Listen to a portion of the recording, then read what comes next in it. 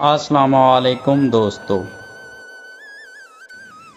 کوئی تم کو ایک مرتبہ دھوکہ دے تو یہ اس کے لیے شرم کی بات ہے، اور تم ایک انسان سے 2 مرتبہ دھوکہ کھاؤ، یہ تمہارے لیے شرم کی بات ہے۔ اگر تم غصے کے وقت ایک لمحے کے لیے صبر کر جاؤ تو تم اس دن کی پریشانی سے بچ سکتے ہو۔ دوسروں کی غلطیاں اور کوتاہیاں بھری محفل میں بیان کرنا کم ظرف اور احساس کمتری کے شکار لوگوں کا کام ہوتا ہے۔ سمجھدار لوگ بحث نہیں کرتے، کیونکہ وہ جانتے ہیں کہ سوائے آپس میں رنج پیدا ہونے کے اس سے مفید نتیجہ برآمد نہیں ہوا کرتا۔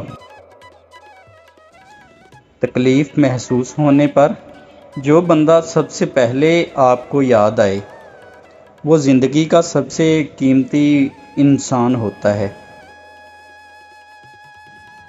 کسی کو دیا گیا ایک آنسو انسان کی پوری عبادت پر پانی پھیر سکتا ہے۔